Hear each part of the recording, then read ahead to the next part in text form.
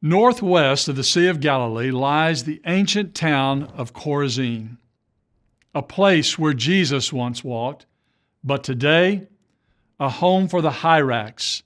This place was denounced by Jesus, and what archaeologists have discovered in the rubble of this ancient city might surprise you.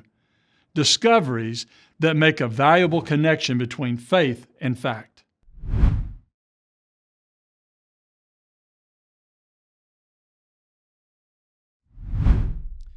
Chorazin, as described in the New Testament, was one of three cities where Jesus did most of his mighty works.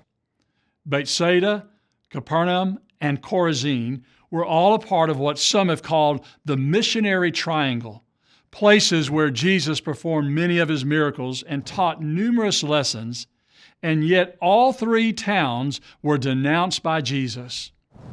Chorazin, which existed during Bible times, has yet to be excavated, but its ruins from the 3rd and 4th centuries offer for us a glimpse into the past and a plausible explanation as to why it was rejected by Jesus.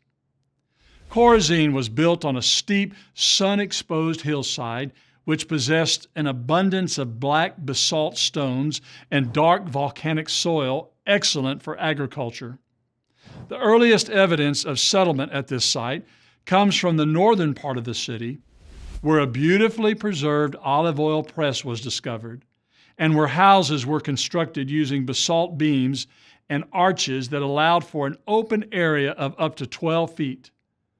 Further east, most of the ruins visible today are from the 3rd and 4th centuries AD and possessed houses whose internal walls were fenestrated to allow for the flow of light and air. This area also contained a public building equipped with a courtyard and mikveh, or large ritual bath with a roof still intact. Adjacent to the mikveh is a large cistern which was probably used to provide live or living water for the demands of Jewish bathing rituals. Nearby, on an elevated area at the center of the town, a large and elaborate house of worship was discovered, measuring 70 feet in length. It faced south toward Jerusalem and possessed a broad staircase leading up to its entrance with an ornately decorated gable. Inside the synagogue, a large hall existed with stone benches or seats around the exterior walls. Near the entrance, an elaborately decorated chair was discovered, used perhaps by those who publicly read from the Torah at a synagogue service, a chair referred to by Jesus as the seat of Moses. Others suggest that because of the dedicatory inscription honoring its donor, it might have been one of the chief seats in the synagogue.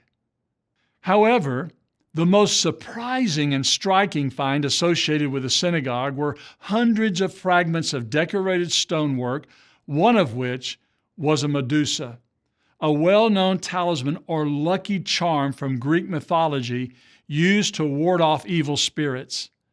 A Medusa was a mythological female monster with snakes for hair, and its presence in a Jewish house of worship should have been an abomination.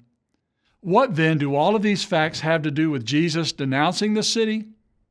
The Bible tells us only that the citizens would not repent. So if the Jewish city of the biblical times was anything like that of its descendants, then maybe they refused to disassociate themselves from pagan influences. Maybe they had become complacent with their comfortable lifestyle situated on the peaceful and beautiful Galilean hillside. Or maybe they were enslaved to Jewish traditionalism and willingly rejected the real essence of a messianic kingdom that elevated the poor instead of the prominent. Whatever the reasons, their condemnation by Jesus and the ultimate demise of this community resulted because of their disobedience.